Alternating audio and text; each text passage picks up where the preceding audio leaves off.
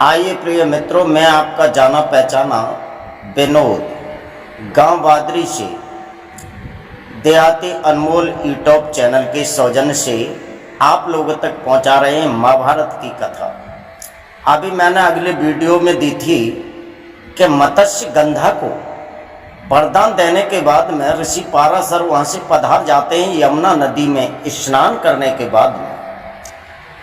इधर दासराज नाम के मल्लाह के पास में जब वो आती हैं तो उन्हें पूछा उतराई में क्या दिया, तो तुरंत उन्होंने बता दिया उतराई में कुछ नहीं दिया, लेकिन वरदान दिया था ऋषि ने कि जाओ तुम्हारे शरीर से या जो दुर्गंध आती थी वो दुर्गंध खत्म हो गई है, अब कस्तूरी की खुशबू आएगी। तो भक्तों वहीं लेके चलते हैं। शाम होती है, दासराज नाम का मल्लाह अपने घर आता है। अब यहाँ छोड़िए, इधर आते हैं हस्तिनापुर नरेश, जिनका नाम था महाराज शांतनु। और महाराज शांतनु की धर्म पत्नी का नाम था गंगा। गंगा से जब शादी हुई थी शांतनु की, तो गंगा ने एक बात पक्की की थी कि हे हस्तिनापुर नरेश आर्यपुत्र, अगर मेरे साथ में आप शादी करेंगे तो मेरा एक आपसे निवेदन है। महाराज शांतनु कहने लगी बताइए देवी, आपका क्या निवेदन है और क्या शर्त है आपकी। तो वो बताने लगी कि मेरी एक शर्त है कि जो भी पुत्र जन्म लेगा वो मैं अपनी जल की सतह में लेती रहूंगी, यानी जल में डुबाती रहूंगी, कोई भी पुत्र आपको नहीं दूंगी। कहने लगे हैं महाराज शांतनु हस्तिनापुर नरेश, हमें आपकी शर्त मंजूर है। गंगा कहने लगी अगर आपको शर्त मंजूर नहीं है तो मुझे बता दीजिए, और जिस दिन आपने कह दिया मुझसे कि इस पुत्र को हमें दे दो, उसी दिन मैं आपका भवन छोड़ करके यहाँ से चली जाऊंगी। हस्तिनापुर सम्राट कहने लगे महाराज शांतनु ठीक है देवी, मैं मना नहीं करता, जैसी आपकी इच्छा, लेकिन आप मेरे महलों में चलिए और मेरे साथ शादी कर लीजिए। गंगा आ जाती हैं। गंगा ने 6 पुत्रों को अपनी जल की सतह में डुबा दिया। 7वें जो पुत्र होता है, 7वें पुत्र को लेकर के जब गंगा जाती हैं, गंगा जल के पास में डालने को होती हैं, पीछे से महाराज शांतनु आ जाते हैं और कहने लगे हे देवी गंगा, इसी तरह से अगर तुम पुत्रों को जल में डुबाती रही तो भला हमारे हस्तिनापुर का शासन कौन संभालेगा। लेकिन 6 पुत्र आपने गंगा की सतह में डुबा दिए हैं, लेकिन मेरा कहना है आपसे इस पुत्र को आप छोड़ दो।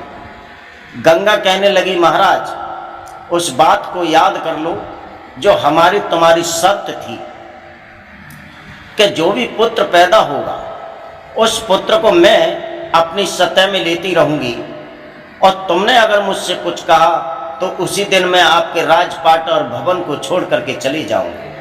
अब मेरा जाने का समय आ गया है, मैं आपके पास रह नहीं सकती। इतना कह करके गंगा उस पुत्र को छोड़ करके वहाँ से चली जाती हैं और गंगा में जा करके समा जाती हैं। अब वो पुत्र रह जाता है, उस बेटा का नाम रखा जाता है देवव्रत। पूरा नाम कहते हैं गंगा पुत्र देवव्रत।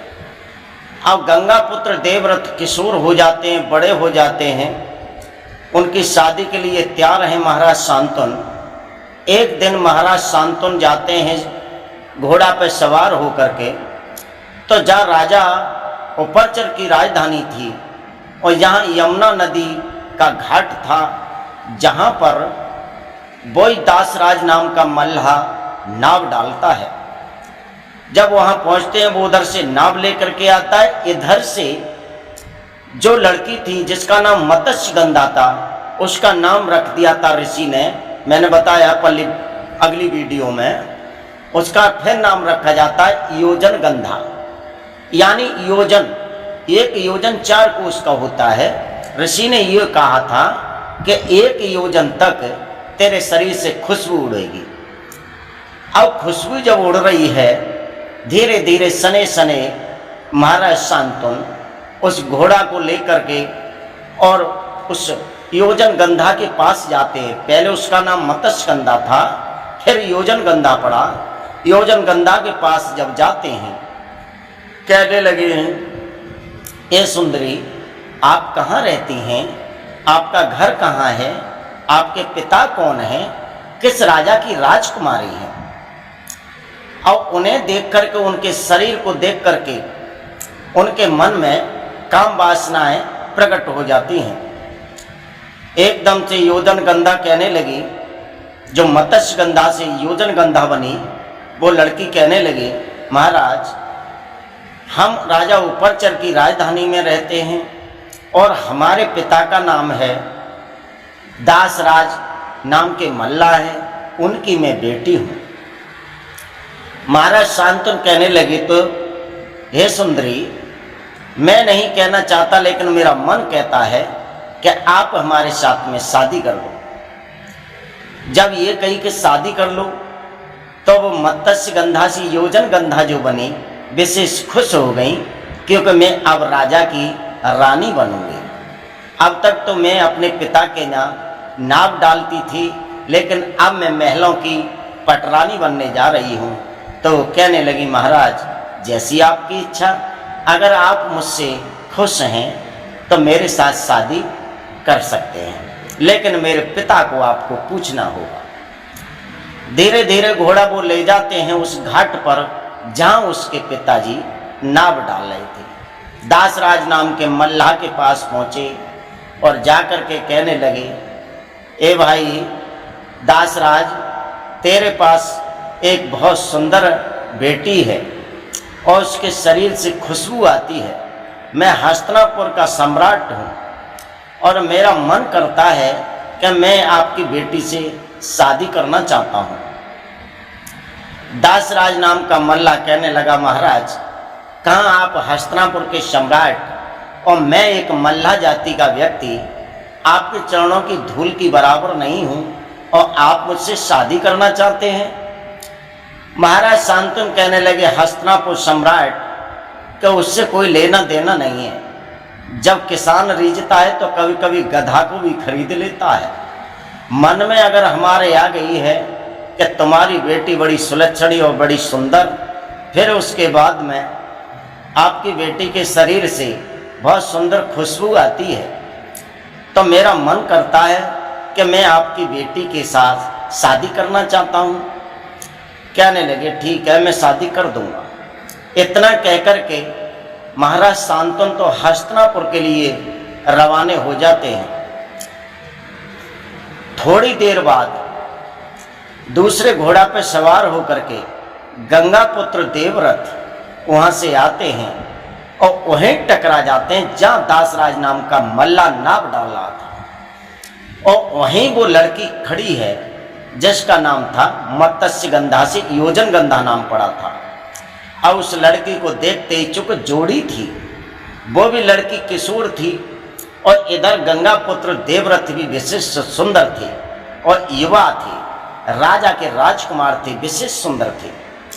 अब लड़की जो थी योजन गंधा उनकी तरफ टकटकी लगा के देखने लगी और गंगा पुत्र देवव्रत भी उनकी तरफ टकटकी लगा के देखने लगे।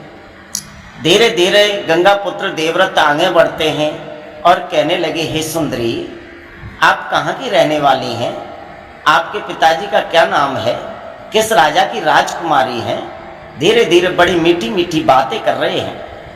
तब तक नीचे को नजर झुका करके और योजन गंधा पैर के अंगूठा से धरती को कुरेदते हुए मुस्कुरा करके कहने लगी, हे राजकुमार, आप ही बता दीजिए कि आप कहाँ के रहने वाले हैं?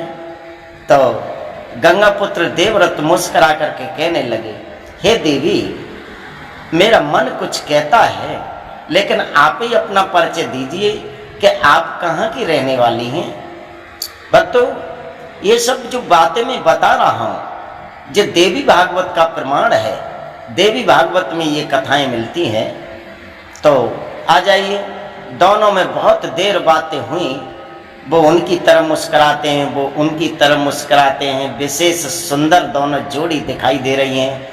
आकाश मार्ग में देवता मुस्कुरा रहे हैं, खुश हो रहे हैं। ये जोड़ी देख करके बड़े मगन हो रहे हैं कि इधर गंगा पुत्र देवव्रत भी किसी सुंदरता के मोहताज नहीं है, विशेष सुंदर हैं, बहुत सुंदर है। गोला चेहरा, नाक तो बहुत ही सुंदर है। नाक तो इतनी सुंदर है कि नाक देखते ही मानो कि तोता शर्मा जाए। आंखें तो इतनी मोटी मोटी है कि जिन्हें देख करके हिरन भाग जाए।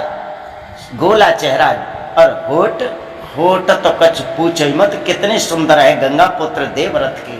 चूंकि ब्रह्मचर्य की शक्ति थी उनमें, और जिसमें ब्रह्मचर्य की शक्ति होती है उसमें स्वतः ही बल और ताकत और उसके अंदर जोश, और उनके अंदर जिसके अंदर ब्रह्मचर्य है उनके अंदर सुंदरता स्वतः ही आ जाती है। किसी घी और दूध खाने से या पौष्टिक आहार लेने से नहीं आती है, वो तो ब्रह्मचर्य की शक्ति से स्वतः ही सुंदरता बन जाती है। और इधर जो योजन गंधाती रहती थी जरूर दासराज नाम के मल्लाह के पास, लेकिन सुंदर विशेष थी, बहुत सुंदर थी। और उनके शरीर से जिस तरफ हवा चलती है, जिस तरफ हवा बह रही है, उस तरफ ही खुशबू जा रही है।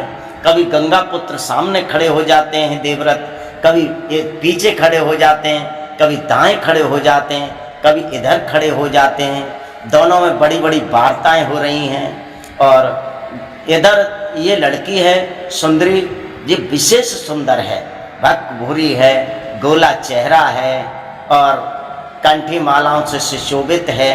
काली जैसे बालों की लटें हैं। ये मालूम पड़ता है कि नागिनियाँ चौहल मचा रही हैं किसी पर्वत पर, बहुत सुंदर है। गंगा पुत्र देवव्रत का मन नहीं हटता है उन्हें छोड़ने के लिए। तब तक दासराज नाम का मल्लाह आ जाता है। भक्तों,